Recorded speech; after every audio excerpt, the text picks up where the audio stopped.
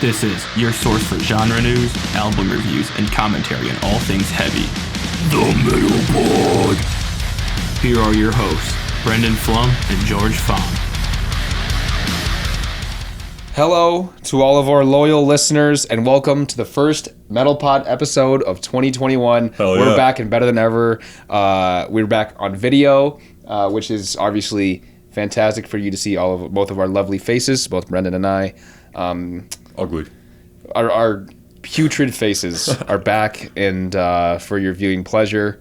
We had a great break to kind of recuperate and think about the next couple steps in the pod, and just think about the rest of the year. Mm-hmm. And it is a new year, so thank God 2020 is over. Thank God it's over. Hopefully this year's better for metal. Yeah, hopefully. Should we do shirts, or do you want to talk about Antonio? Yeah, let's talk about Antonio before we get into it. Okay. This episode, we kind of have this New Year's resolution here on the pod. We want to get some more fan interaction from you guys. So we figured what better way to start off the year than from a fan suggestion from Antonio. He commented on the Halloween episode. Yeah, the Halloween episode. He said you guys should talk about Slipknot more. So we figured let's just do a whole damn episode. On Slipknot, yeah. When he said that, I was like, well, why not? Yeah. Yeah, because I mean, I think it's fair to say that Slipknot is collectively our favorite band, you and me, like between the two of us. Because I know you like Manson, but like I'm not a diehard Manson fan. I would say it's Pantera. You like Pantera more than Slipknot? Definitely. Okay, all right. I mean, I'm not. But you don't. It's like I said on the pilot. I said it's 1A, 1B. Yeah, right. It's tough to choose. Right. But yeah, I'm kind of surprised you said that, but I'm glad you said really? that. Really? Yeah. Okay. So we'll unpack that. Okay. All right. Yeah. I'm not going to get into it. All right. Shirt stories. I'll let you go first. Yeah. This is obviously my Slipknot shirt. Got this when we saw him at Download. Probably the single best day of my life. It's from the We Are Not Your Kind tour. So it's got the We Are Not Your Kind album cover lady. Says European tour on the back. A long sleeve. Yeah, it's a long sleeve. It's got the tour dates on the sleeve. Nice. It says Donington right there. June 15th, 2019, we were there. So I'm probably never going to get another European tour shirt. So right. Well, don't never say never. Yeah, hopefully. But dude, we got to go to like Hellfest. Oh, yeah. We're going to go to Hellfest. I'm planning on it. And Wacken Open Air. Yeah. We're going to both of those. Wacken, Bloodstock. Yeah, there's a lot, dude. We're going to be on more European tours. Yeah. How about you? I can go. Yeah. I'll point the back of my shirt to the camera here so you guys can see it. Oh, yeah. You see that? You see it? I mean, yeah, I could, yeah, it's good. Okay. So this is another shirt from the Slayer Supreme collab drop. Okay. That was gifted to me. Okay. I did not buy it. I'm not a hype beast. Okay. Don't buy into the hype. I'm never going to turn down a free metal shirt. My brother gave this to me.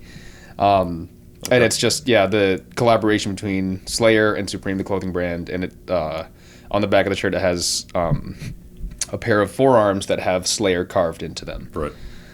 Which is metal as fuck. So. It is. That's like their classic.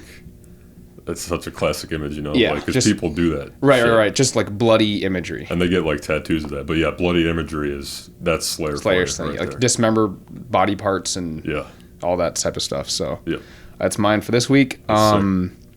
Metal news? Yeah, metal news.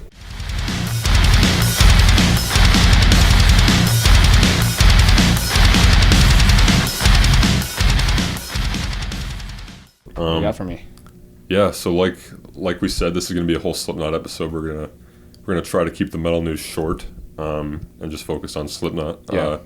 Because we haven't talked in a month, so yeah, we have a lot to say. It's kind of pointless to just talk about all the shit that happened in the past month. So instead, we're going to dedicate the whole metal news segment to Alexei Lyo, who was the lead guitarist and lead singer, frontman for Children of Bodom, mellow death band from Finland. Mm-hmm. He passed away on January 4th, or that's when it was announced at least. Yeah. So rough start for metal to 2021. Yet again, a rough start. Yeah, but yeah, he was just sick, man. I mean, are you a fan of Children of Bodom? I have not listened. Okay. Yeah, like I said, they're mellow death, but they're like thrashy, blackened, mellow death. Yeah, I mean I have heard a couple songs. Yeah. So I guess that's kind of like blackened, death metal-y. Right. Would you just okay? Yeah, and they've got like a touch of like neoclassical power metal. Yeah. Because I mean they're European, you know, so That's how they do it. that is how they do it. And they're sick as fuck. So Rest in peace. yeah, and you obviously remember when we were in London, our first night in London. I mean, this is just a fun story to tell. When we were bar hopping in London, and we went to Three Kings, and it was just filled with people from Finland. Poland. No, it was Finland. Yeah. Oh my goodness. Yeah. Because they were watching their national hockey team win the World Cup. Yeah. Yeah, and we just we met some Finnish people who invited us to go party and We're just hanging out with them. Yeah. At Trafalgar Square, and we were just partying there until sunrise because they were so hyped that they won. Yeah, that was amazing. Yeah. And a fun little fact: Finland has the most heavy metal bands per capita in the world. Really? They have the highest concentration of metal bands. How do you know that? It's just a fact. Really? Yeah. Well, because, dude, that one girl we met, like, I was just listing all these metal bands to her because, like, I was like, all right, when am I ever going to get to talk to someone from Finland? Yeah. So I was like, I'll obviously start with Children of Bodom because that's Finland's band to me. She's like, oh, yeah, of course. Like, they're huge in Finland. Wow. Obviously, because they're from there, but yeah, like they just love metal over there. Yeah, they do. It's like their hip hop to American culture. It's just like, especially in a Scandinavian country like Finland. So they have probably honestly the best metal bands in the modern era. Yeah, like because they're neighbors with Norway and Sweden. Yeah. Like just that whole area region. Yeah, great metal comes from there. Yeah, but yeah, Children of Bodom was one of the first death metal bands I got into because they're mellow death, obviously. Yeah. I've been re-listening to him, obviously, since he died. I've been going through all his stuff. He was also in some side projects. I don't know if you've heard of Kyla Hullet. I have not. That's Finnish for Village Idiots. Okay, that's kind of interesting. Yeah, Synergy is another one of his bands. Impaled Nazarene. I know them, yeah. Do you? Yeah. Yeah, he was on one of their albums. Okay. Kyla Hullet is the only of his side projects that I could find on streaming services. Well, is it good? Kyla Hullet? Yeah. Yeah, they sing in Finnish. Yeah, that's cool. Like, that's his side project, he said, where he just dicks around and there's no consequences, you know? Yeah. So they just fuck around, but it's like more punk, I'd say, but like definitely it's metal as fuck. So, right. Cool. Yeah, you should definitely get into them. Yeah, I'll check them out. Yeah, I was listening to what's it called? Stockholm Knockout Live, their live album on the way over here. Oh. They've got everything is good. It's impossible for me to pick a favorite album, favorite song. It's okay, cool.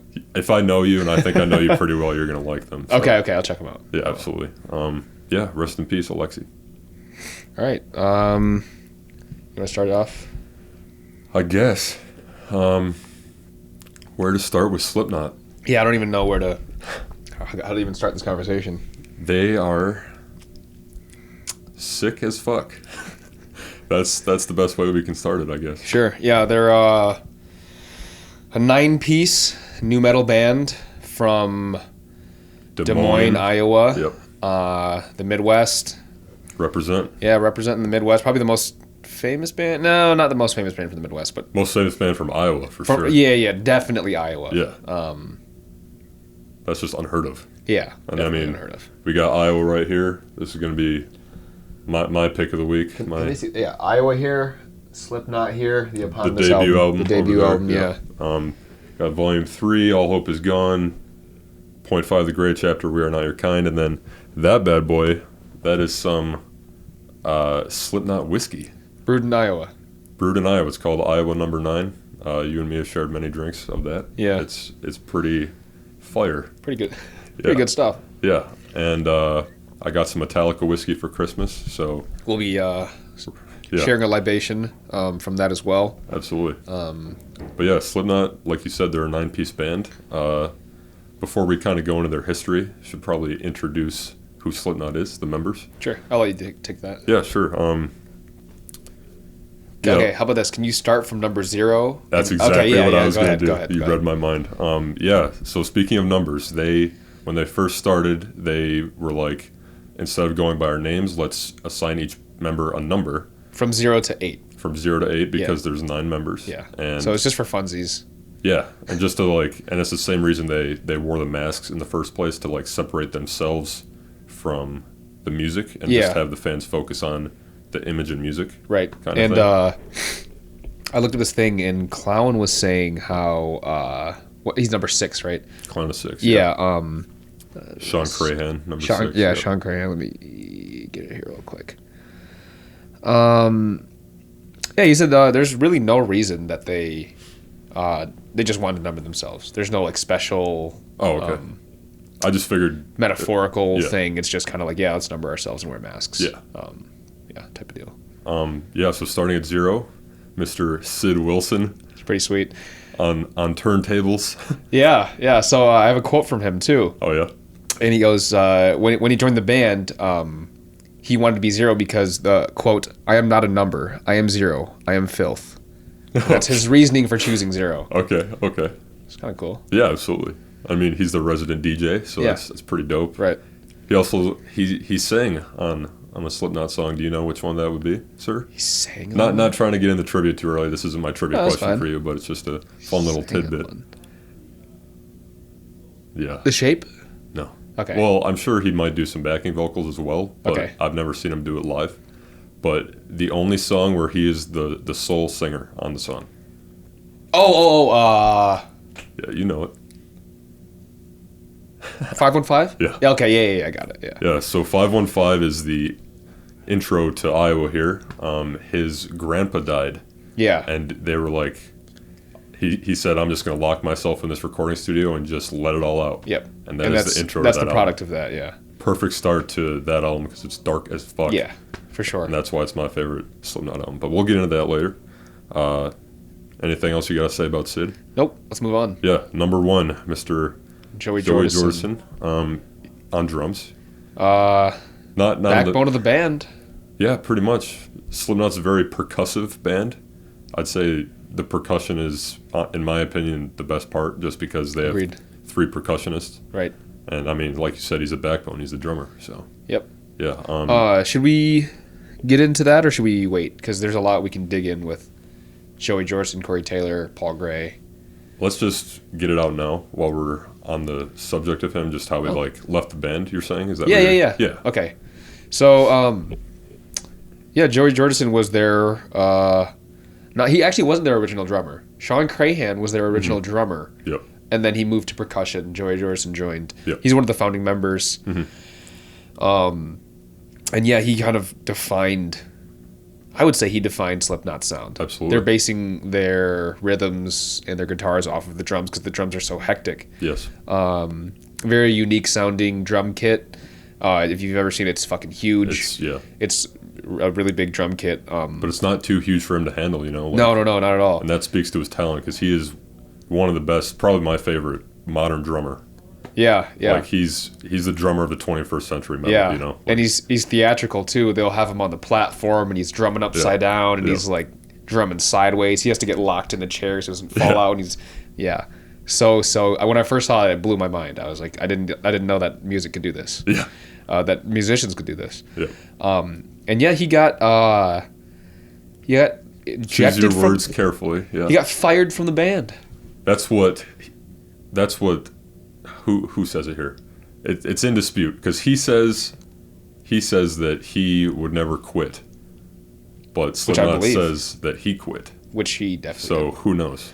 He got fired from Slipknot, and but why, there was a lot of hush hush kind of aura surrounding it, like no one wanted to talk about. Right.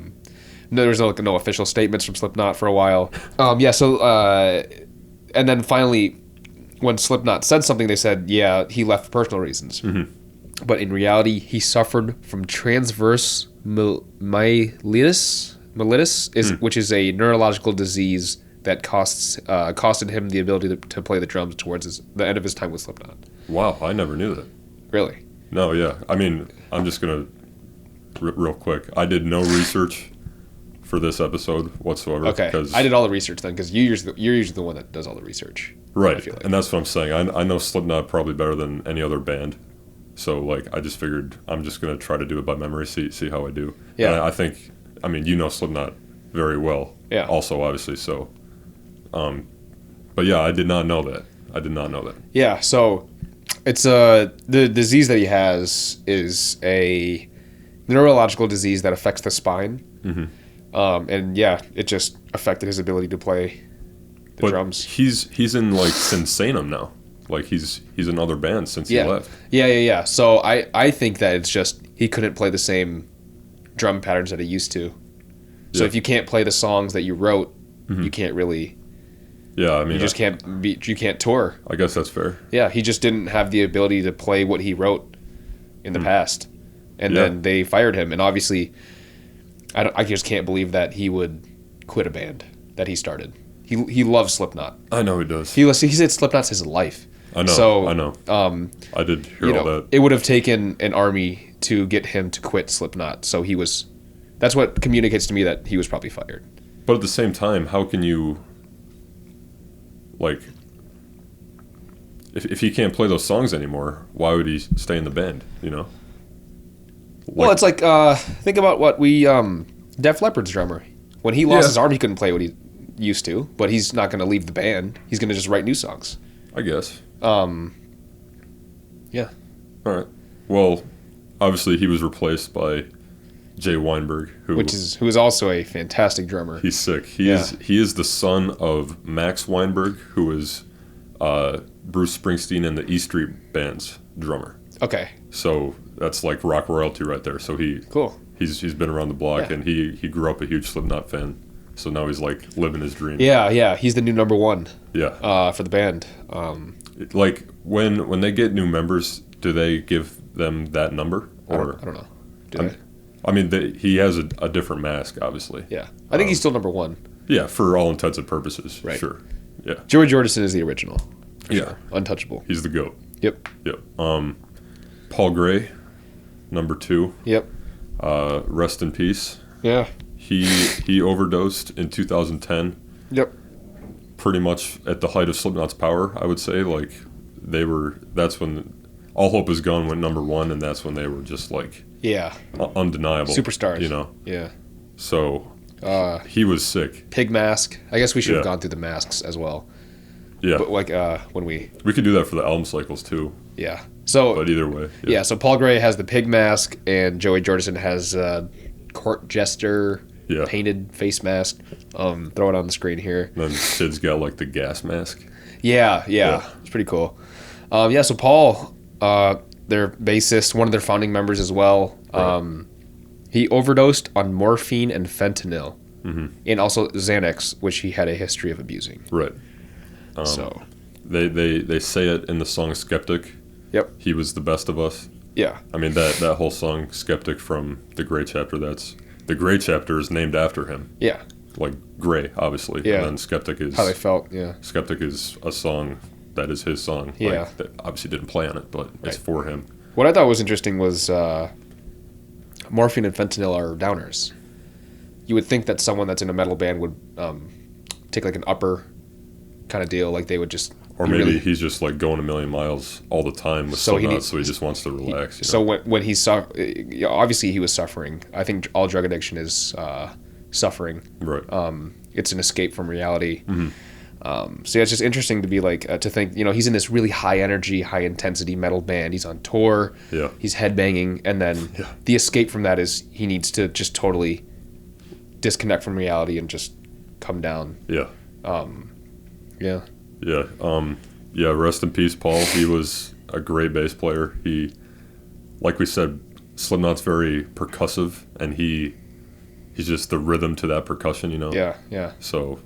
Man, he was great. Rest in peace to him. He was replaced, though, by Alessandro Venturella. He's their new bassist. Do you know his background? No. He was the guitar tech for Mastodon. Wow. So I don't know how those paths got crossed, but cool. It's pretty sick. Yeah.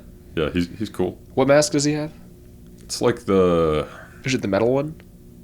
The like... I don't even know how to describe it. Okay. They're all metal as fuck. No, I mean, okay, the Chrome one? Is it like the, okay. Yeah. That's what I meant, yeah. Yeah, absolutely. Not much to say about him, but he's doing a good job filling in. Number 3, Chris Fenn, percussion and backup vocals. Mm-hmm.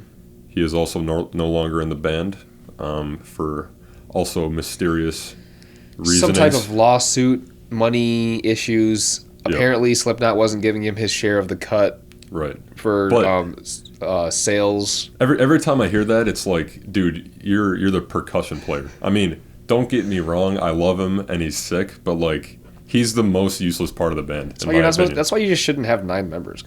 Right. That's when you realize that it's kind of gimmicky. Like, you're not gonna split the pot 9 ways because you have like 5 members that pretty much. Cory's just screaming his ass off. Play all the instrumentation, and then like just like 3 like. Or 4 members that just kind of like don't do anything. Right, but that's why Slipknot sounds like no other band. Because I mean, you got 3 percussionists. In one band. Right.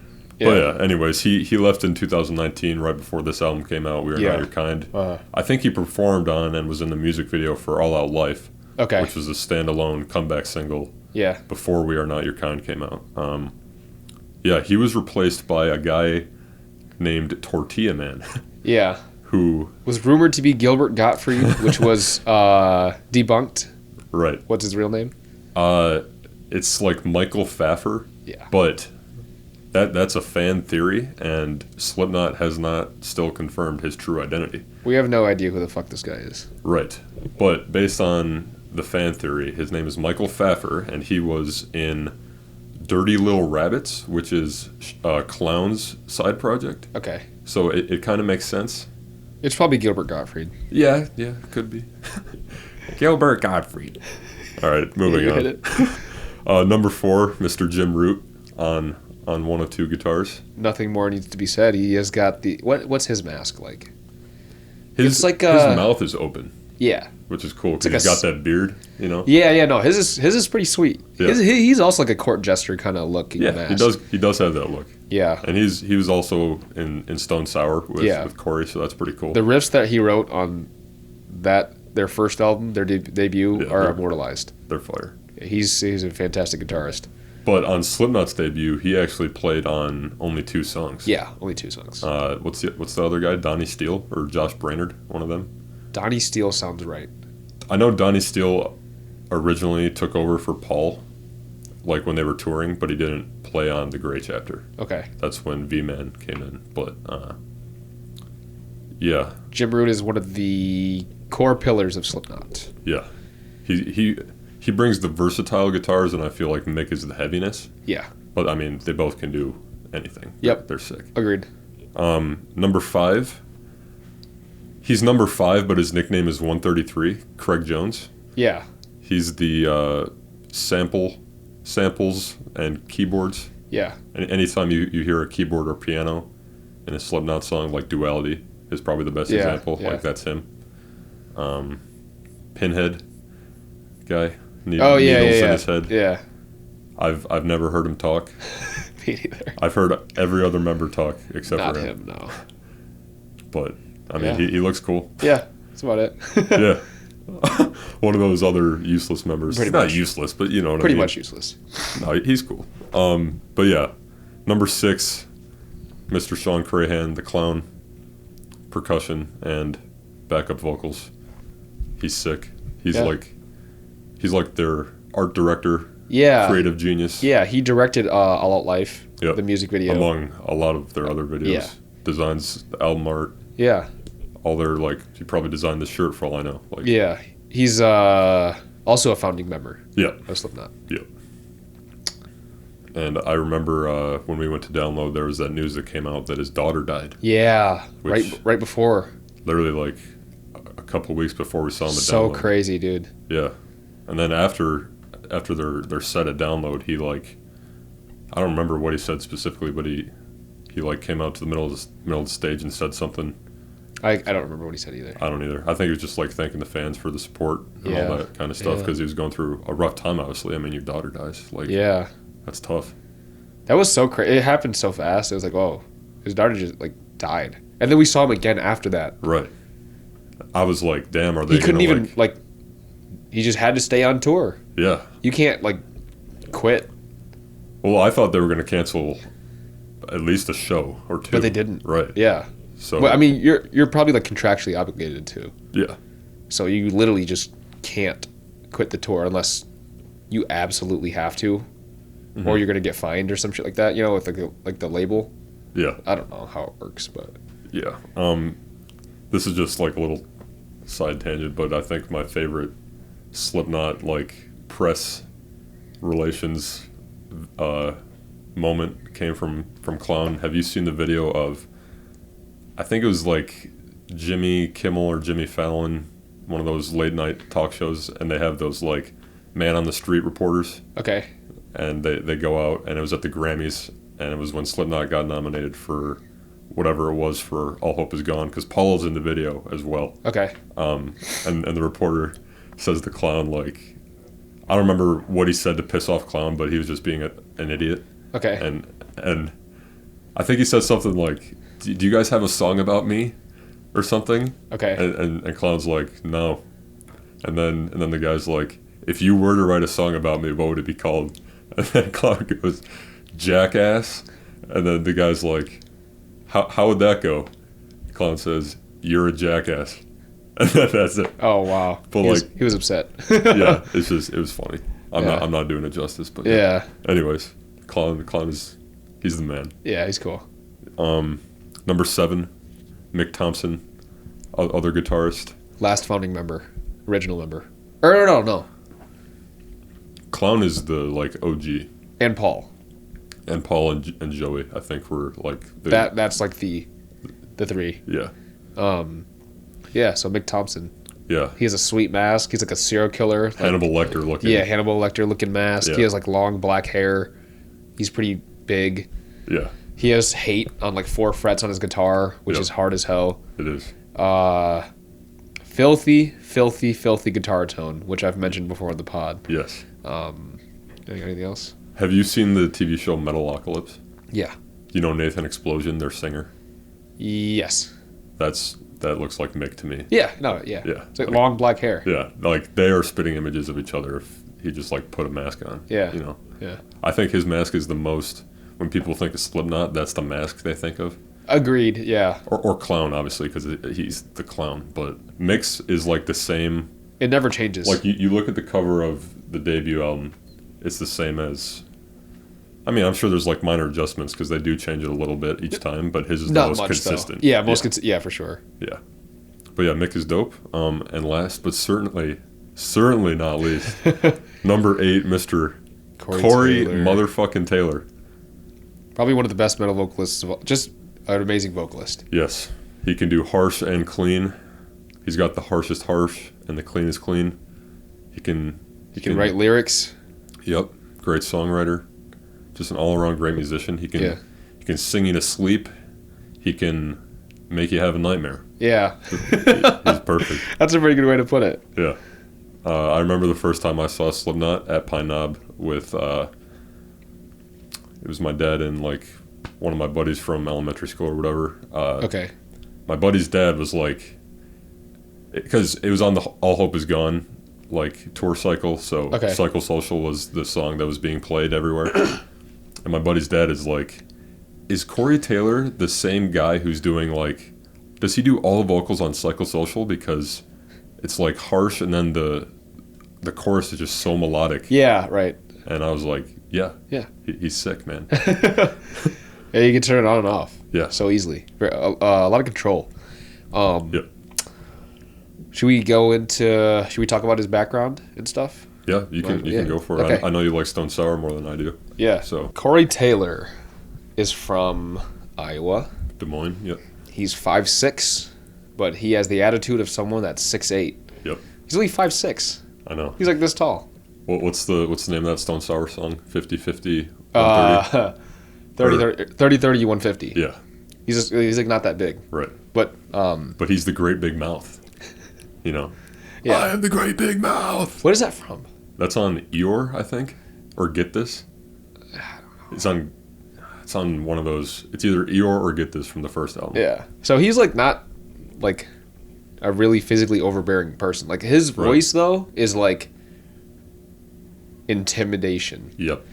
And his masks are intimidation. Yeah. Especially the first two albums. Yeah. So Cory Taylor struggled with drug addiction in his childhood. Yep. He said the place where he grew up was pretty shitty. Yeah, and he didn't have a father. He didn't have a father. And he overdosed on cocaine twice by the age of 15. That's so fucked. Yeah.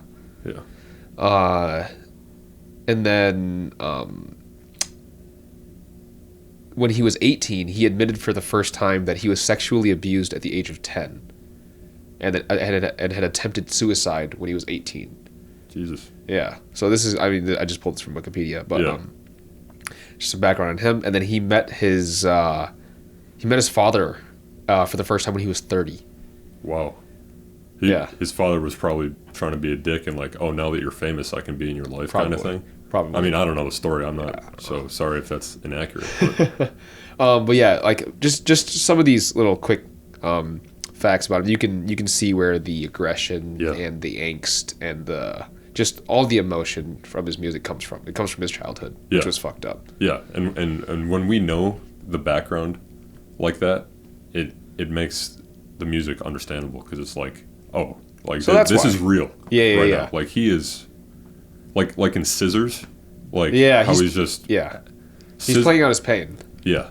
Like Daddy by Korn and Scissors by Slipknot are right. similar in that sense where they just have a breakdown on tape. Literally. And then they put it on the album. They're reliving their trauma for us to listen to. That's essentially what it is. Yeah. But yeah, anything else you want to add about Cory Taylor? No. Okay. I think we've said it. He's the man. Not much else needs to be said. Okay. Let's move on. If we're going to start at the beginning, I guess mate, feed, kill, repeat. I guess. I mean, I've probably listened to it once in my whole life. Same. Because it's, it's not true Slipknot. Cory's not on that album. No. It's Anders not even an Kulsefny. Album. Right. That was a trivia question you asked me one time. Anders Kulsefny. Yeah. It's not even an album. It's a demo. It's a demo, much. yeah. But it's their first release. Came out in what, like 96? Something like that? Around there, yeah. Yeah. You it's probably jazzy, it's percussive, it's kind of weird. Yeah, and some of the songs on there obviously turned into songs that would appear on these actual albums. Yeah. But yeah, like we couldn't go and buy that right now, like because it's such a limited release. You know? So originals are pretty rare. It's sought after. Yeah, absolutely. It's like it has a cult following for sure. Oh yeah. For no reason. Yeah, I mean, it's not that good, right? In my opinion. Yeah. So I guess we can move on to their true debut with their. There it is, right there. There it is. What a legendary album, dude! I know. Just the album cover alone, it's like, wow, what the hell do we got here? They changed everything with this. They literally changed the face of music as we know it. They pretty much set the tone for nu metal. All metal at that point. Yeah. No one had ever heard anything like that before. No. What a weird, unique, haunting. Raw. It's raw. Yeah. That's a good way to describe it. Yeah. Eclectic. Just kind of scary, honestly. Yes. Dude, I mean, I can only imagine being like... Imagine like us being our age or younger when that came out. Yeah. Like, oh my God. Yeah. I would be scared shitless, but in the best way possible. Yeah. I guess we could go to the album intro. The 744535111257 Right. That is not the number. I wrote it down here. It's 742617000027. Trivia question. What does that number represent? That is, I think, it is the barcode. It was the barcode on Mate, Feed, Kill, Repeat. Correct. Yes. Nice. So it's kind of just like this is the inception. Yeah. Is like what that's supposed to represent. Right. And then that leads into Sick, which is one of the hardest. Dude, I love when bands just come out swinging. First song on the first album, you know? Yeah, and it's just pedal to the fucking metal. No, take no prisoners kind of shit. Right. That song punch you in the face. Yeah, it's fucking awesome. And then I forgot I had this little extra tidbit about Make You Feed, Kill, Repeat. Mm-hmm. The lyrics in the album title are they are inspired by the game Werewolf: The Apocalypse. Right.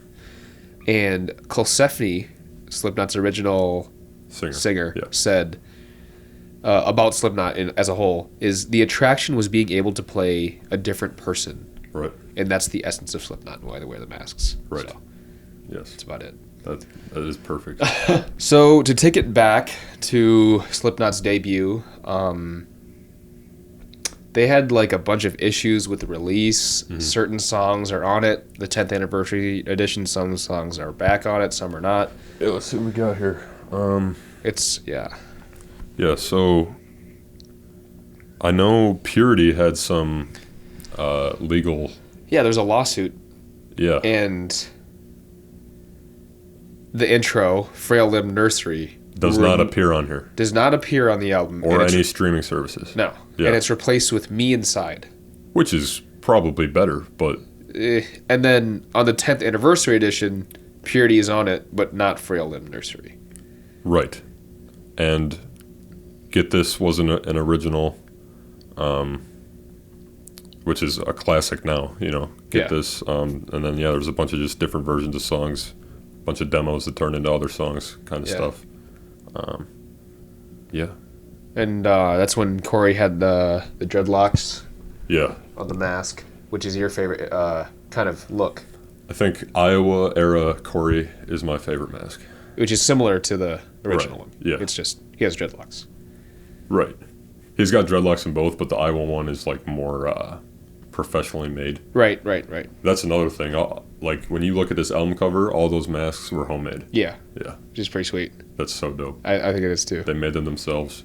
They took that picture in, it was someone's barn or something. Oh. One of the members' parents had like a horse stable. Oh. Or some shit, and that's where they took that picture. Interesting. So yeah, Slipknot, obviously looking at this, it's they're pretty theatrical. Mm-hmm. They wear masks, they wear costumes, I don't know. They jump the fuck up. Yeah, they're pretty cool. Yeah. All right, should we move on to their next album, Iowa? Yes, Iowa, my personal favorite right here. This is a different album cover than the original. Yeah. It's just a goat. I mean, this has a goat. I like the original one better. The goat staring at you.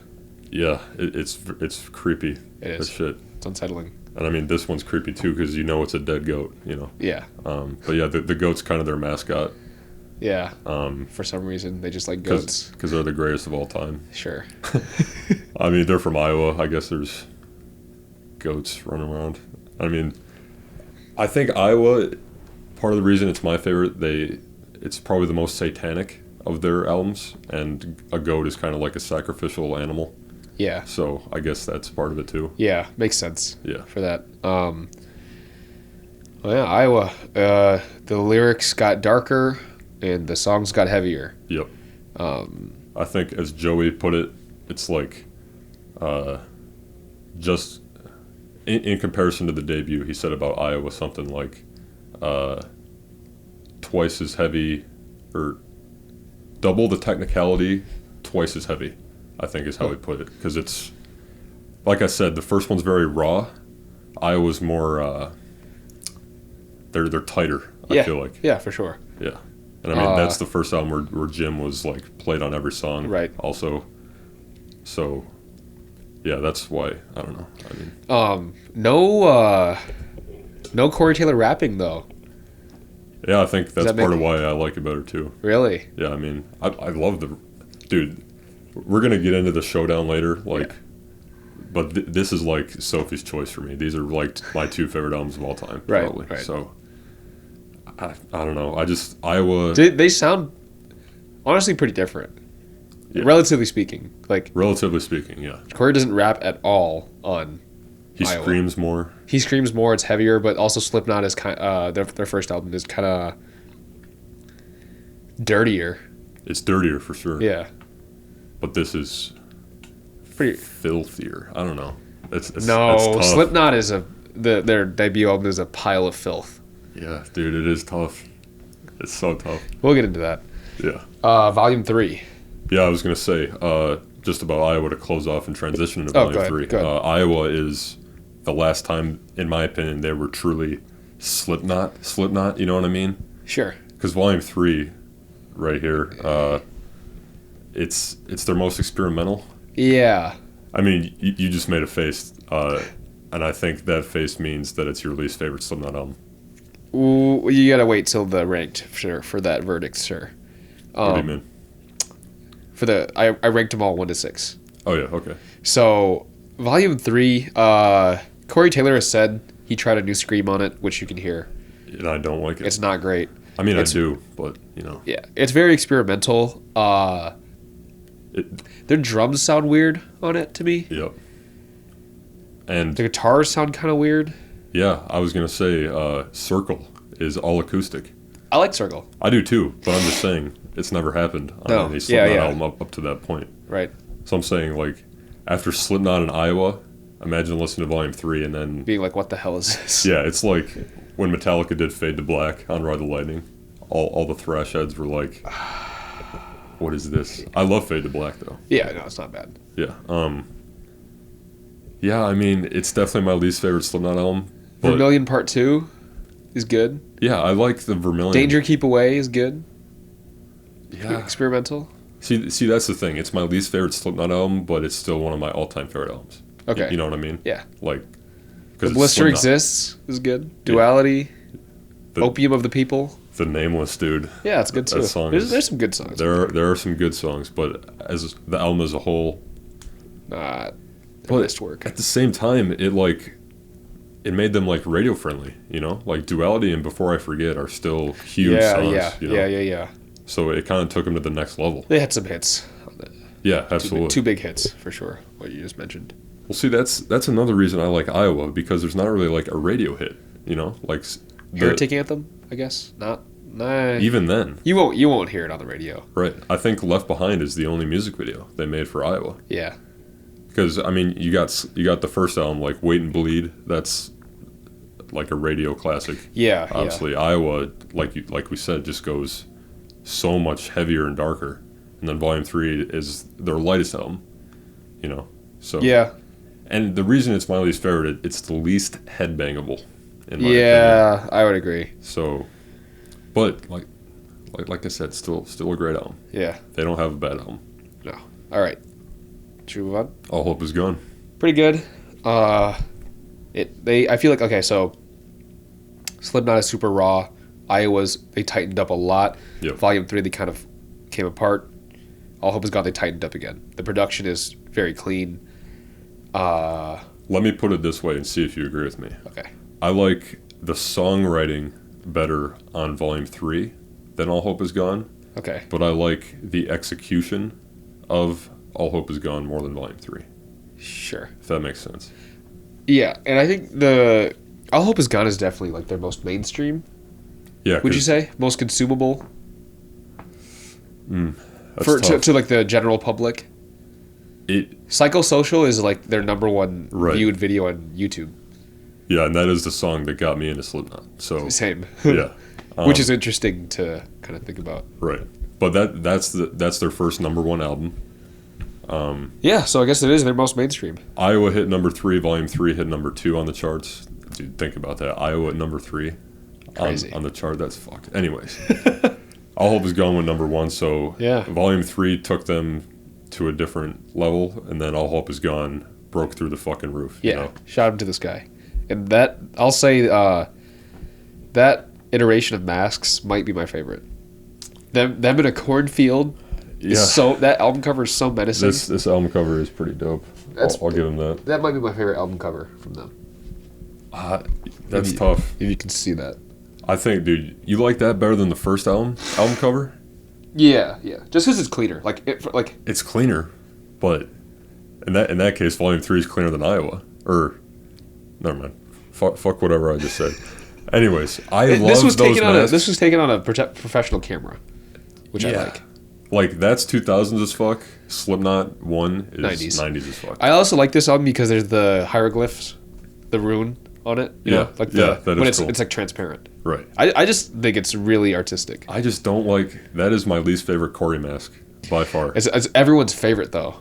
No, it's not. Yes, remember when we went to DTE? Everyone was dressed up as that Cory Taylor. Remember there was that kid? Yeah, because that's the only one you can buy in a store. I had that mask, too, for Halloween one year. So it's the most marketable. It's the most marketable. Popular. That doesn't mean it's the best. No, I'm not saying it's the best. I'm saying it's not my favorite. Well, actually, it might be my favorite. But I recognize that it's everyone else's favorite, too. But it might not be the best. That is my least favorite Slipknot mask. Why? In their whole history. Why? It's just so boring, dude. No, it's not. He still looks dope, though. I'm not denying that. It's just... What is your least favorite Slipknot mask? Ever? What is worse than that? I am not a big fan of clowns. He's a clown. I don't like clowns, though. I hate clowns. Okay. I guess that makes sense. But he's sick. He's an evil clown, dude. Yeah. I guess I don't like it because it's like really unsettling, like actually unsettling. Is it Chris Fenn that has the nose? Yeah, that one is pretty stupid. Fucking weird. With the zipper lips? Yeah. Yeah. He like jacks it off though on yeah, stage. I know. Funny. I don't. It doesn't do it for me. I love Sid's mask. That's probably my favorite Sid mask. I think. The spikes. No, he looks like Oh, he looks like I don't know what he looks. The Silver Surfer villain. Who's Fantastic Four's main villain? Dr. Doom. Yes, that's what that mask looks Holy like. Shit, that one, right. yeah. He looks like Dr. Doom. Damn. That one's pretty cool too. Yeah. Definitely. Yeah. Go ahead. Definitely, Joey's mask in that is the best of all time. Dude, you might be right. I forgot about his. Dude, he's got... Look at my background. He's got the crown of thorns. Yeah. Oh, dude, you might be right. He looks like inverted Jesus. Yeah. Oh, dude, you're right. That is hard as fuck. It's the mask with the crown of thorns. That's why it's hard. Yeah. You're right. And he's also short, too. He's like 5'4". Yeah. But he's evil as fuck. And he's powerful. His drumming. Just look at that. That looks like something out of your nightmares. It does. But yeah, All Hope Is Gone. I thought that was my least favorite album, but it's not. Actually, my least favorite is We Are Not Your Kind. Really? Yeah. I thought All Hope Was Gone was my least favorite because it's their most mainstream, but looking through it, I could name like every song. On what? All Hope Is Gone. Right. So I was like, yeah, I guess I really do like it. Yeah. I mean, I Vendetta is good. There are some songs towards the end there where it's just like, okay. Agreed, but Snuff. Yeah, Snuff. It's like a soft Slipknot song, but it's like really good. Still heavy, like it's got that weight to it. Yeah. Yeah, that is tough. Man, you like Volume 3 better than We Are Not Your Kind. Yes. Yeah, for sure. Wow. Wow? Yeah. I don't like We Are Not Your Kind, honestly. I have here in parentheses poo poo. Why? I could name like 3 songs off of it. Dude, then you're doing it wrong. They're sick. Yeah. Let's move on. All right, yeah, let's move on. Great Chapter? Yeah. 0.5 because it's their 5th album. The Great Chapter because it was the first album they did without Paul. Paul Gray died. Yep. It's pretty fucked up. Yeah. It was like their comeback album though, because they were just on a roll up until Paul died. And then, dude, that is a great album. Jay Weinberg killed the drums. He progressed their sound with his drumming. It's like Slipknot, but you can tell it's Jay. Yes. Because that's the first album without Joey Jordison. Yes. Right? And Paul. Joey and Paul were not there. Yeah. And they killed it. Knocked it out of the park. Yep. I agree. And I think it's got my favorite album intro.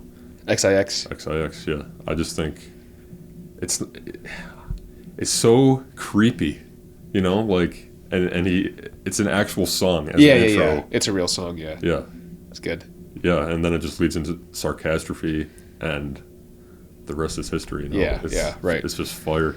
People say that's like their least favorite or their worst album, but I totally disagree. No way. And people also say that's the worst Cory mask, and I think it's...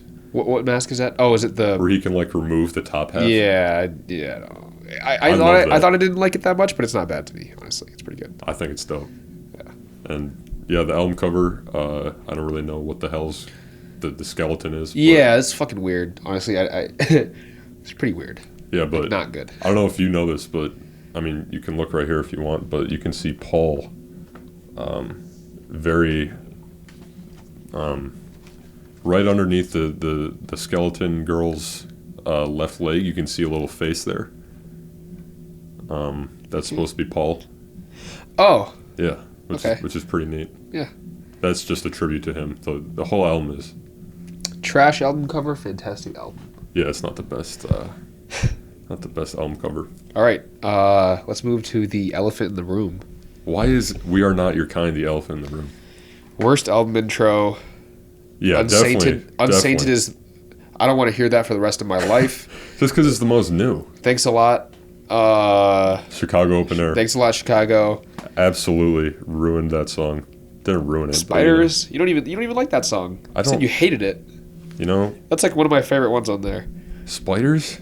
And then I can't name a single song off this that is like I would just listen to, except for Solway Firth and Nero Forte and Unsainted, which I just told you I hated. So you're an idiot. It's also okay. I will say I've listened to it the least. Yeah. So take my opinion with a grain of salt. Talking shit about my shirt, bro. You like Volume 3? You like this more than Volume 3? Absolutely. No way. Dude, it's all right. I will agree with you in the sense that like there's 1, 2, 3. There's 3 of 14 songs that are just interludes, and they're kind of trash. Yeah. My Pain is probably their worst song, in my opinion. So you got pretty much 3 interludes, a trash intro, and their worst song. That's like 5 songs. 4 out of the 10 songs, 4 out of the 14 songs. So there's 10 kick-ass songs on here, which is 10 songs is like an album. I mean, generally speaking. So it just doesn't sound like Slipknot to me. I think it's his best lyrically in a long time. Huh. I don't know. I don't know, man. I think, like I said, Psychosocial is the song that got me into Slipknot, so therefore All Hope Is Gone was the first one. Yeah. But that was... The Great Chapter is the first one I bought on my own, because that's, like, the first one. But We Are Not Your Kind was the, like... I was, like, a maggot at that point, Yeah. So I was super excited for it. Right. And the anticipation was great. Yeah, right. I don't know. I love this album. He loves it. I do. Yeah, so we talked about Made Feet Kill Repeat. That's kind of a one-off in my opinion. 9.0 Live, that was their first live album. Yeah. Came out in 2005, right after Volume 3 came out. It's solid. I mean, it's better to see Slipknot live than listen to them live. Yeah. Right. 100%. Antennas to Hell is their greatest hits album, for lack of a better term. That's got a pretty sweet album cover. The Satan guy. Oh, yeah. No, that one's cool. It's dope. Yeah. Day of the Gusano, live in Mexico. Yeah. Do you know what Gusano means? Worm. Nice, you do. Day of the Worm. Yeah. They're big in Mexico. Yeah, they are. And on that album, there's it's like a double album. Like one's like the live performance, one's a DVD documentary. Yeah. And yeah, dude, Mexico is crazy for metal. Like, yeah, I know. They're sick. Yeah. All of South America in general. Like, they go love nuts metal for it. Yeah. Yeah. And then All Out Life was like a one-off single, but I consider it part of the. Do you remember when that dropped? It was like Halloween. It was on Halloween, and it just randomly dropped, and I lost my mind. I know, so dope. It was awesome. It's so dope. With the video too, right? So it was just like, oh wow, first Slipknot content in like 5 years was it? Yeah. 4 years, 5 years. Yeah. That was cool. They're back, and then it was sick. On Halloween, pretty ballsy. Yeah, and it's interesting. On the Japanese version of We Are Not Your Kind, All Out Life is on it. But on any other version of We Are Not Your Kind, it's not there. Yeah. Japan loves metal too. Yeah. They love Marilyn Manson, like we've mentioned. Yep. Probably Rob Zombie. They are, metal is a worldwide phenomenon. Yeah. Japanese people also love, not to generalize, just generally speaking, like the more theatrical bands, like the ones that perform and dance and stuff. Well, yeah. So do Europeans. They sort of Europeans. Yeah. Americans less so compared to Less so, because yeah. you look at Japan and it's like you have Dragon Force, Baby Metal. Yeah. Baby Metal. I mean, they literally have like a dance routine. Baby Metal Yeah, does. yeah. So they're a little bit more theatric, which is cool. Have you heard of a band called Love Bites? No, They're a Japanese all-girl band. are they theatrical too? They kick the shit out of Baby Metal. Oh, Because really? they actually play instruments, Okay. and they're sick. Love Bites. Love Bites. Are they heavy? One word. I mean, for a Japanese all-girl metal band, they're pretty damn heavy. All right, I'll check them out. Yeah. Yeah. I have more one-offs. Not really.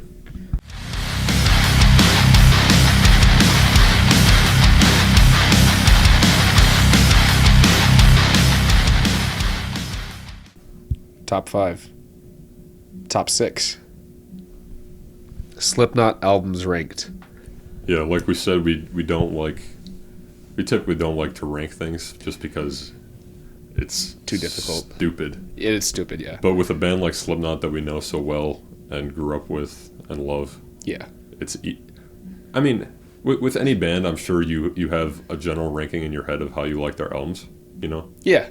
But For sure. with Slipknot, it's relatively easy. And Yeah. Because they only have 6 major albums. So. Right.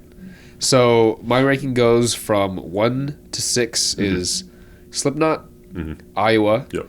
The Grade Chapter, All Hope Is Gone, Volume 3, We Are Not Your Kind. Which is, Interesting. yeah. Mine is kind of the same. Whenever I do rank Slipknot albums in my head, it's always on 3 different tiers. What? Like here, just hear me out. Okay. So there's 6 albums, 3 tiers, so 2 albums per tier. Okay. Because I always go back and forth between Slipknot and Iowa, so those are like collectively my number 1. Behind that is The Grey Chapter and We Are Not Your Kind, Okay. and then All Hope Is Gone and Volume 3.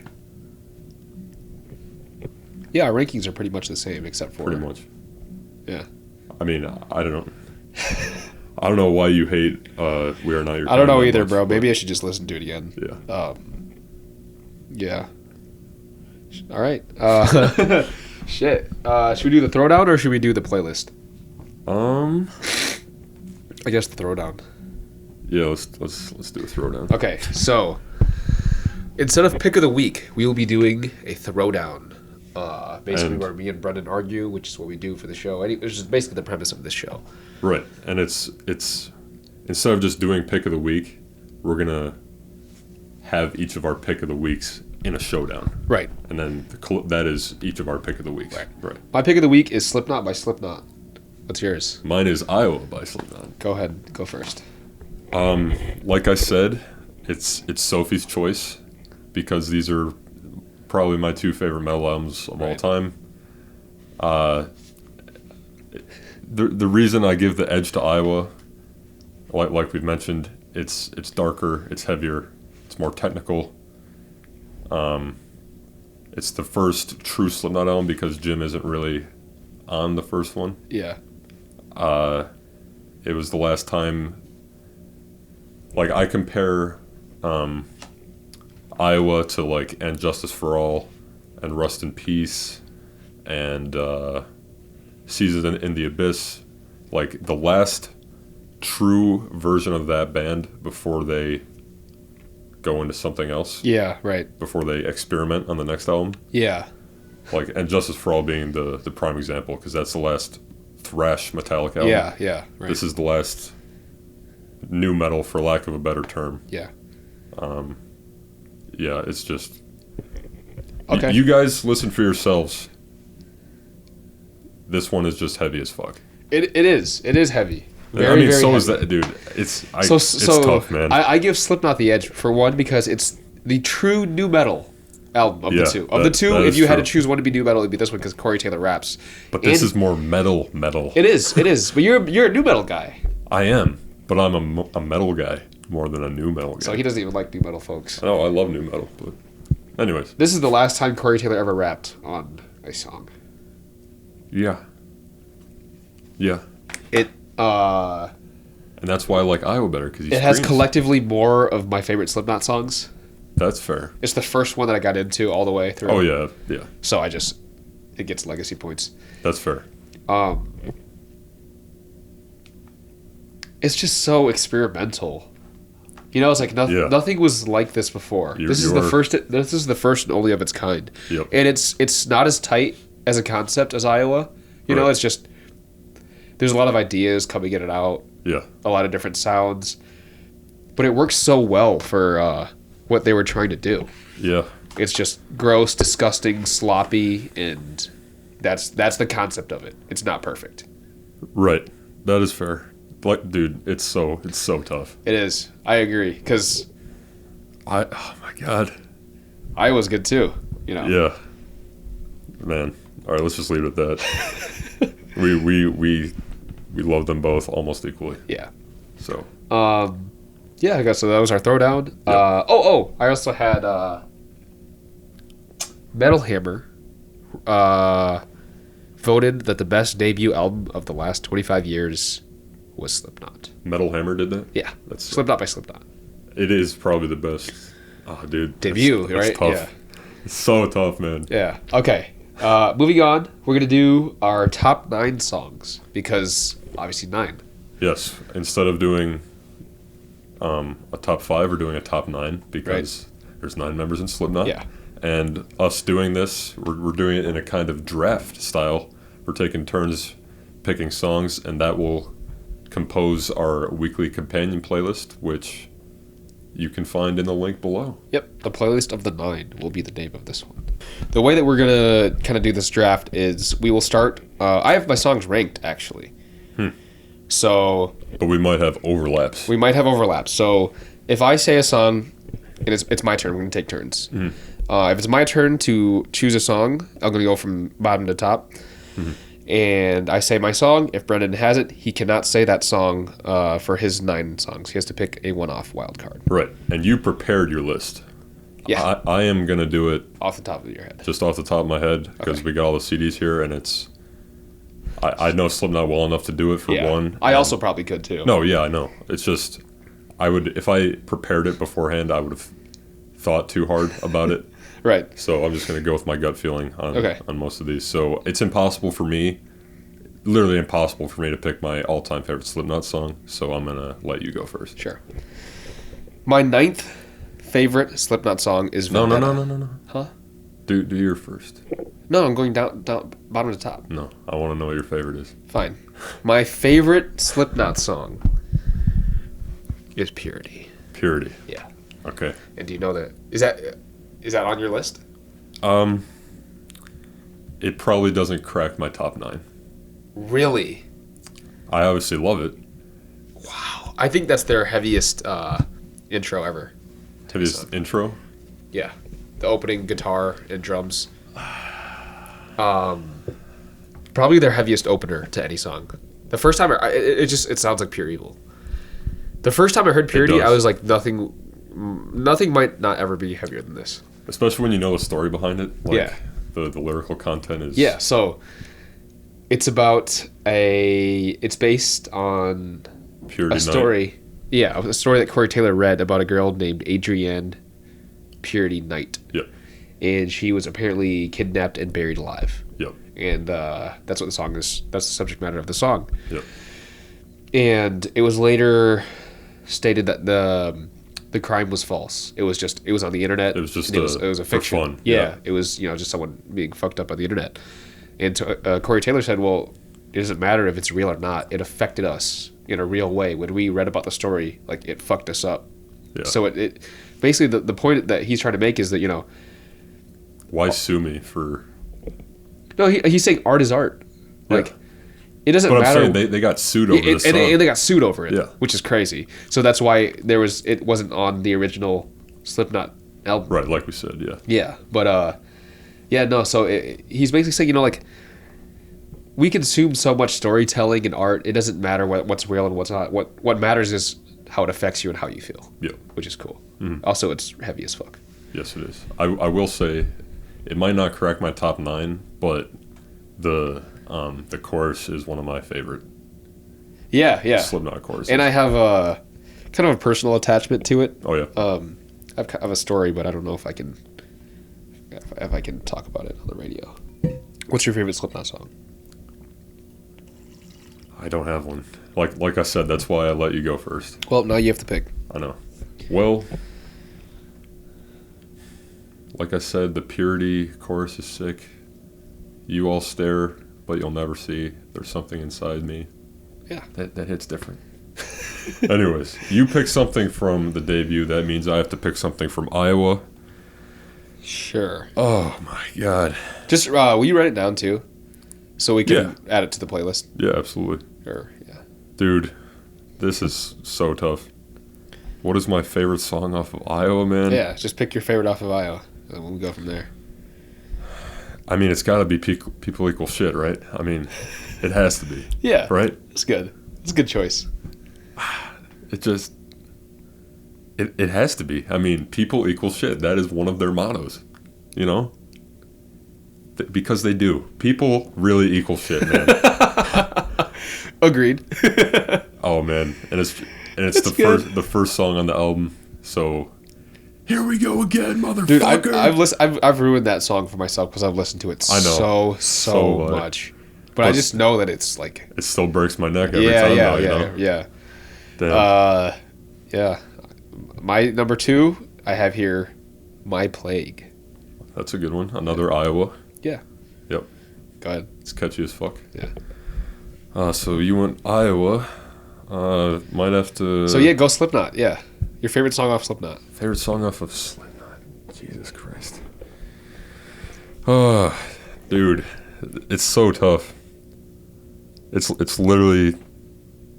Fuck. It might... Dude, it's impossible. You just to pick one then. It's got to be Sick then.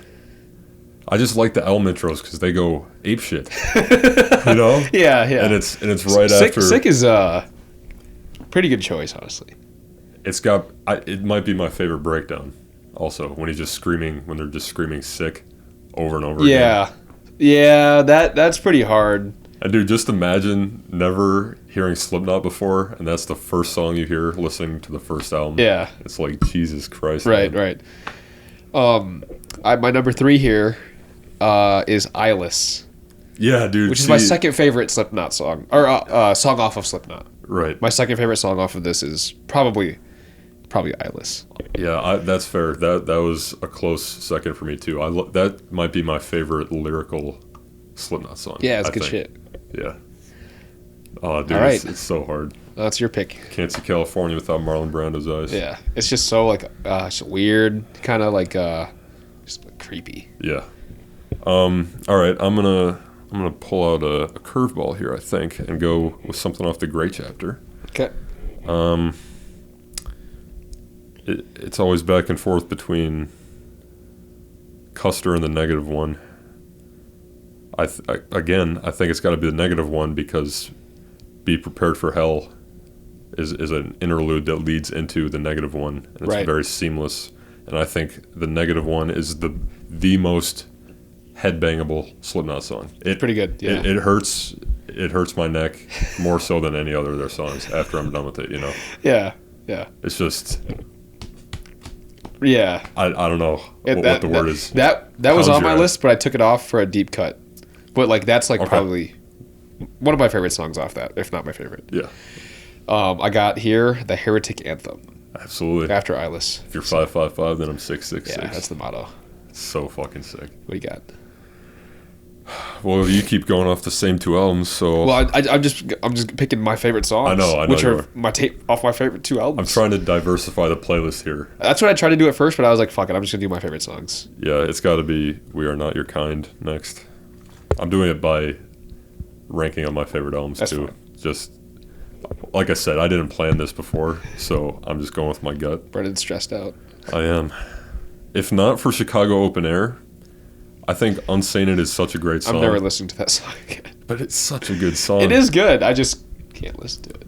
I think, man, Orphan. It's got to be Orphan. Okay. It's kind of a deep cut. Yeah. And it's not ruined yet because it's like it's a deep cut. Yeah. Again, I think We Are Not Your Kind has some of the best lyrics Cory's ever written, especially that song. I mean, like we talked about, he didn't really have a father growing up an orphan.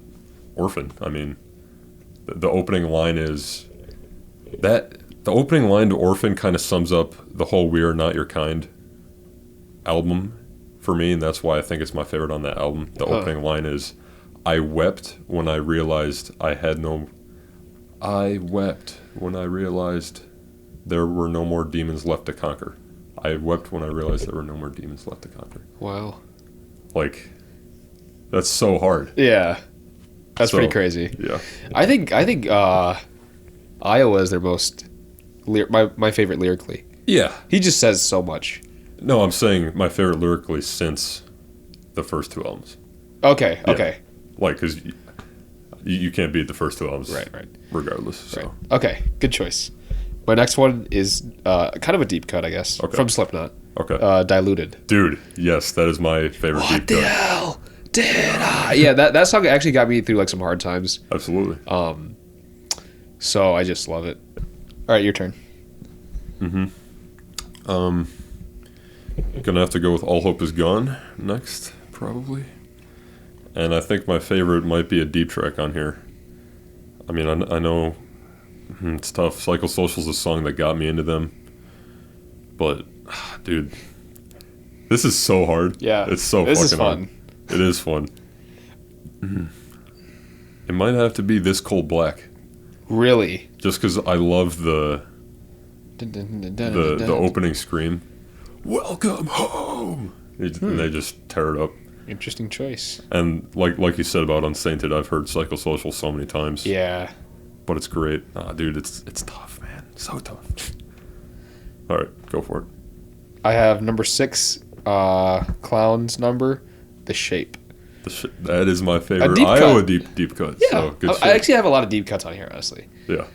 I lost my only way. Yeah. That's good shit. It's dope. Well, to represent Volume 3. Man. This one's relatively easy. This is the easiest for me to pick. I like The Nameless a lot because that puts me in my feels. But The Blister Exists has to be the best Volume 3 song. I would agree. Because it's right after the prelude again.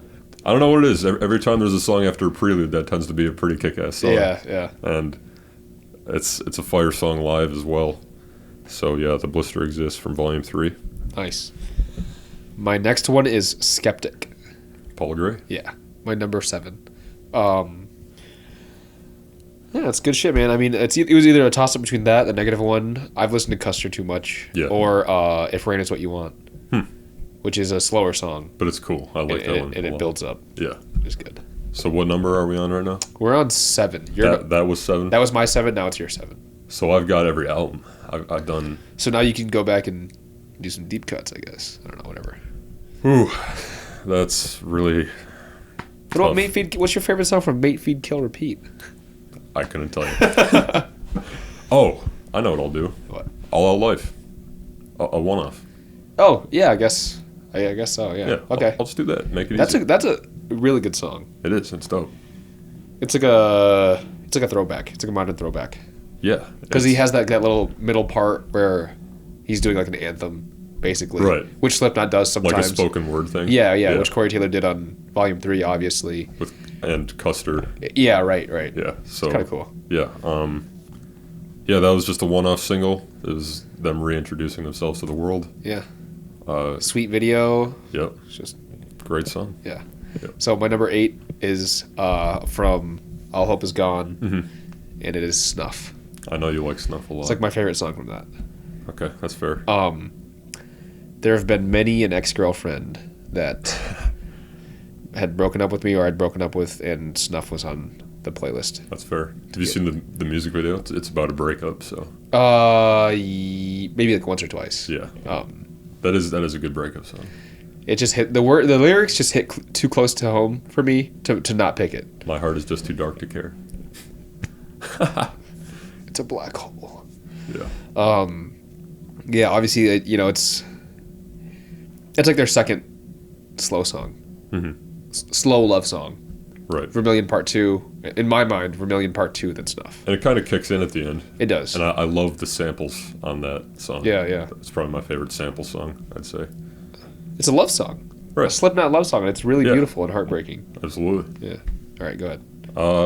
You want to hand me that CD right there? Yes, sir. My final 2 spots got to be for the first 2 albums. All right, so we got Sick. You chose... I'm repeating the ones that we've already picked from this album. Okay. We've got Sick, we've got Eyeless, we've got Purity, and we've got Diluted. Yeah. I kind of have to pick... Ooh, dude, fuck. This album is so hard to pick from. I'll say it again. Spit it out. Yeah, I mean... Or, only one of us walks away. That's pretty dope. Spit It Out is my favorite song live because we get to jump the fuck up. Yeah. When I say jump the fuck up, what are you Not gonna until do? I say, jump the fuck up. Sure, Cory. I might have to pick your new national fucking anthem. Yeah, which is surfacing. Yeah, no, that wasn't on my 9, but I was like, it should be. It should be on every Slipknot fans in their top 9, right? Yeah. Because it's our national anthem. Yeah. Oh, fuck. Fuck it all, fuck this world, fuck everything that you stand for. And that's on life. Yep. My last one is from All Hope Is Gone, and it is Vendetta. Are you ready for the time of your life? Yeah. And then... that's a good party song. Yeah, and then the guitar like cuts out, and then it comes back in at the end, which I love. And he says, let's pretend we're not the end, pretend that we have nothing left. Yeah. Which is fucking just hard. It is pretty cool. What's yours? All right, last one, number 9's got to be from Iowa. So you said My Plague, the Heretic Anthem, and The Shape, correct? Yes. And I said People Equal Shit. Yeah. Oh my goodness gracious, man. Do I pick Disaster Piece or Everything Ends? Probably Disaster Piece. Yeah. I want to slit your throat and fuck the wound. My deep cut would be... That is the hardest lyric I think I've ever heard. Yeah. The most fucked up thing I've ever heard. Yeah, for sure. When I first heard that, I was like, wow, this is something different. Yes. It was either that or New Abortion. Yeah, dude. It's a great song. The drums on it. Good. Everything Ends, though. You're wrong, fucked, and overrated. Yeah. I think I'm going to be sick and it's your fault. Yeah, damn it, dude. Cool. He is a lyrical genius, Mr. Cory Taylor. Sometimes he does a little too much for me. Yeah, that's fair. Egregious, replete with these lesions. Like, bro, do you have like a dictionary? I like that, though. But like sometimes it doesn't make. Sometimes it's like too much and it doesn't make sense. It looks like he's reading from a thesaurus. Yeah, but what song is that from? It might be New Abortion. No, it's on the Great Chapter. No, it's not.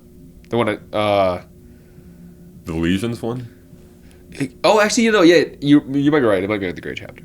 Is this a negative one? I don't know. Dude, they're... Either way. I love that. He's just... Oh, man. You love Cory. I do love Cory. He is the man.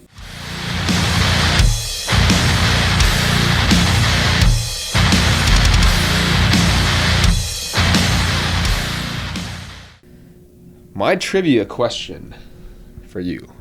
Yes, sir. I have a few here to choose from. I'm gonna be a dick. Oh, okay. Paul Gray was in a number of bands before Slipknot. Uh-huh. Shut the fuck up. Of the 5 bands he was in before Slipknot, name 3 of them. Dude. To receive the win for this trivia question. Fuck you. I'm giving you 3. You only have to name 3. There's 5 here. Fuck you. All right. Let me see if I can pull some shit out of my ass right now. Meld? Is Meld one of them? No. No? No, it's not? No. The pale ones? No. That is Slipknot. Yeah, that's why I thought that. Okay. I guess you have unlimited guesses. You just got to hit 3. There's no chance of that. Fuck you. Not a true Paul Gray fan, I see. He died when we were 12 years old, dude. I barely knew the guy. Yeah.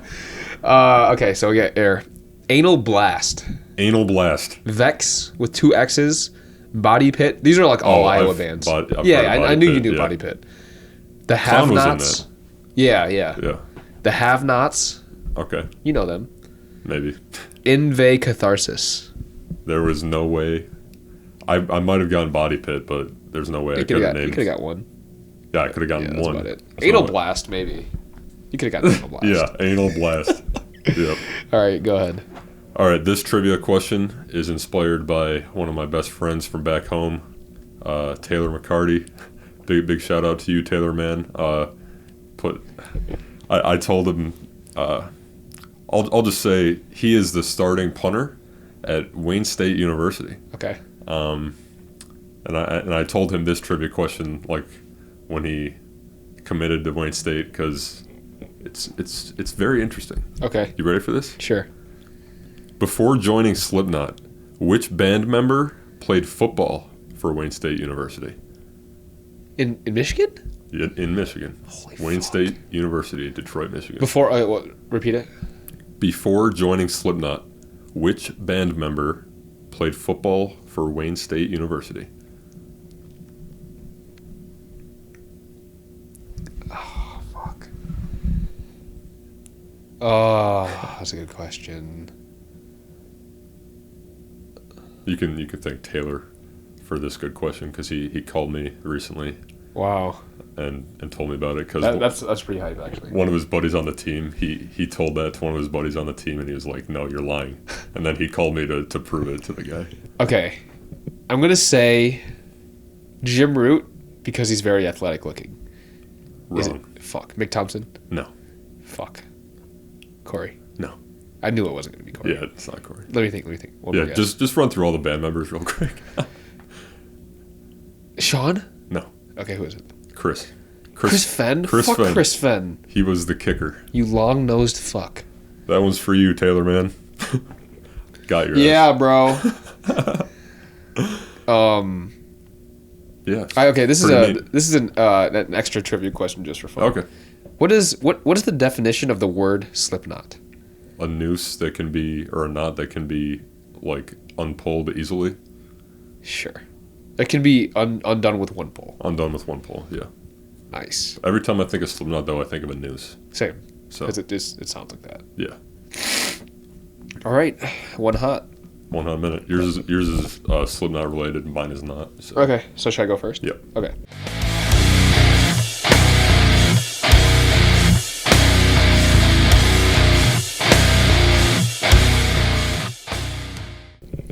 My one hot minute is just to air it out when it comes to drug abuse and music and art. Mm-hmm. Like we've talked about, Paul Gray, their bassist overdosed, Right. which is not uncommon in rock and metal and just music in general. Mm-hmm.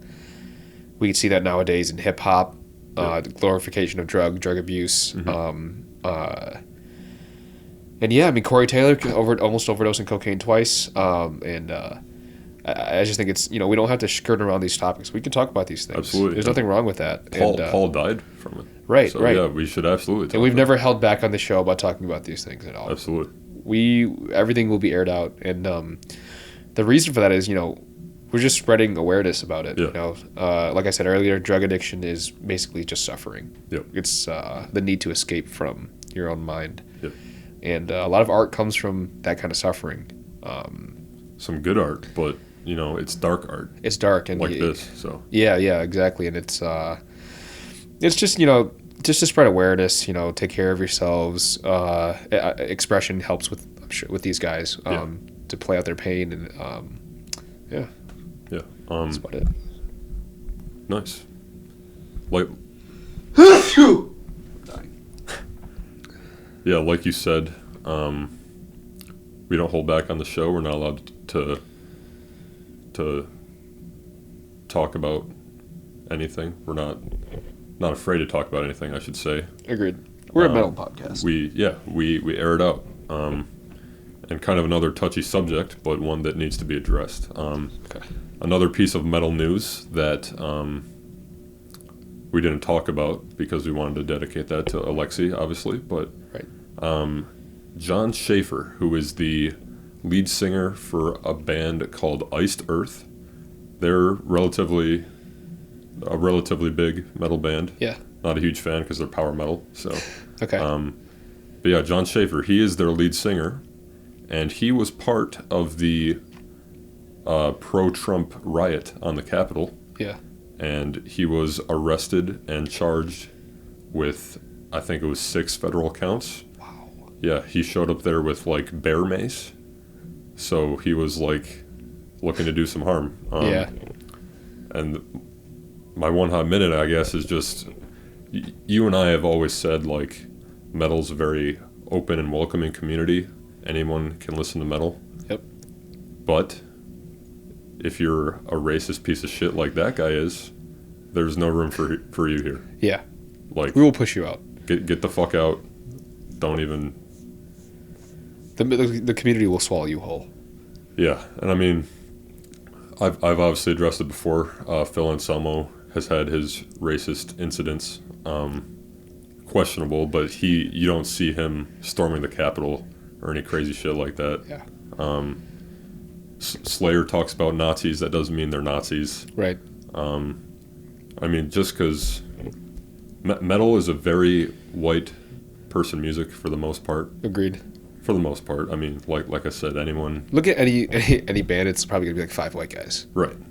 But with that being generally speaking. Yeah. Generally speaking, and it's getting more diverse, which is awesome because there's music coming from all these different places. Right. But speaking of a band of all white guys, Riley Gale and Power Trip, his lyrics were very progressive, and you think of a hardcore metal band from the South that, like, just me saying that sentence might make you think, oh, they might be racist. Right. But his lyrics were so progressive and forward-thinking, it was ridiculous. And unfortunately, he's no longer with us, but it sucks, you know? Like, yeah. I don't know, it's like, when I interact with non-metalheads and I, like, wear a shirt like this, they might think, oh, he's a racist because he's a white guy who likes metal, you know? Yeah. I feel like Riley Gale is the prime example I'm trying to make here. He was a white guy in a southern hardcore metal band, and he was flying the flag proudly and trying to make a difference, you know? Yeah. So, obviously, you know, there was a metal musician in the storming of the Capitol, and that's fucked, and we don't condone that, obviously. For sure. And say what you will about cancel culture and whatnot, but, like, there's just no place for that in our community. So yeah. I just felt like I had to say that. I'm glad you did too. Yeah, I think a part of that, like you said, that imagery that people probably conjure up of you, it comes from metal elitists too. Yeah. I mean, relatively speaking, there's kind of a lot of, honestly, like neo-Nazis and metalheads. And there definitely are out there. Yeah, more so than other genres. Yeah, but my point is... We do not condone that type of behavior at all. Yeah. It is predominantly a white musical genre, which is interesting to think about. Yeah, but like the best example is Body Count and Power Trip doing a song together. That is some cool shit. That's also, right Rage Against the Machine. Oh yeah, absolutely. So it's like, I mean, there's so many examples, but right. Yeah. So yeah, just had to get that off my chest. All right, go ahead and do your song rec.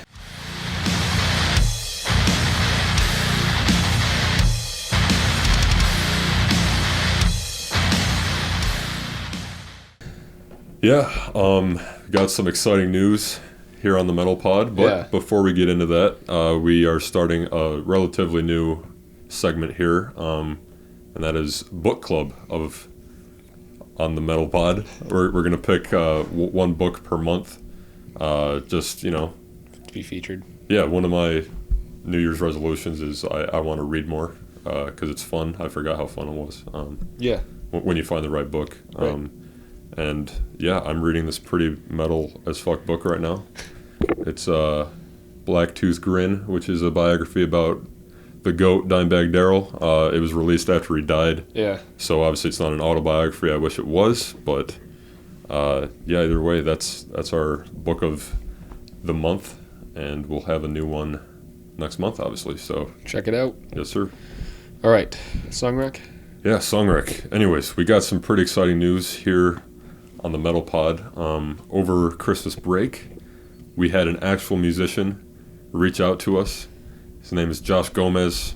He wanted to be on the pod. He's a fan. He is a fan of the pod. Honest to goodness, living, breathing fan of the show.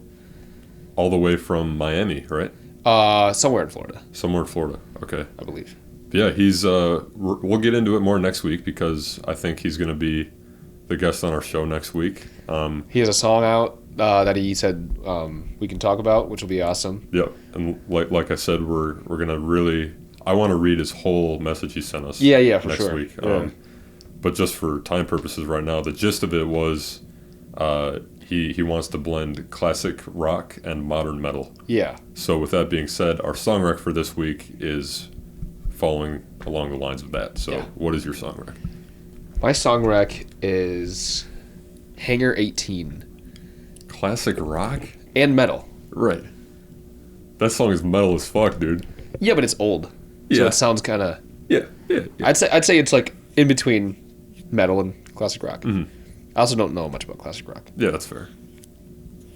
Like, it's not it's pretty melodic. Yeah.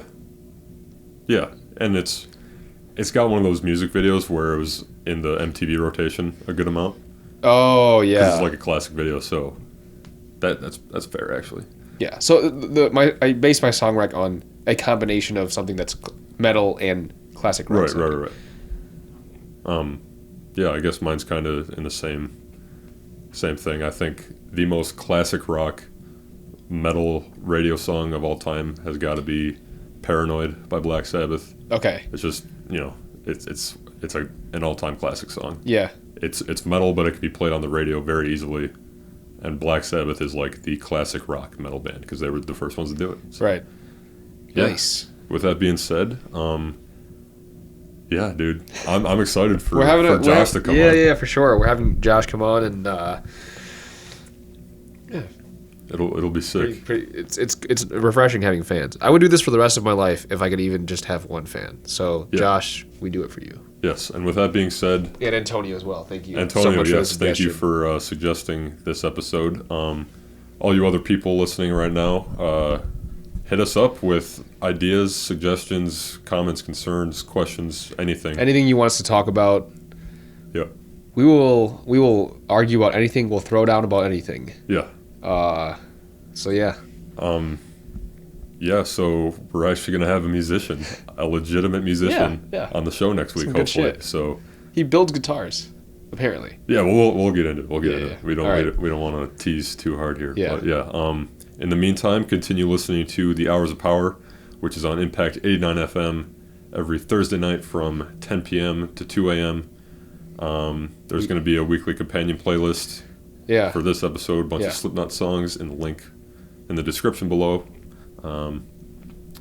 Anything else we're forgetting? That's about it. See you on the next one. Hell yeah, bro. Metal! Oh, you changed the scream up. I had to get the Cory Taylor in a little bit, you know.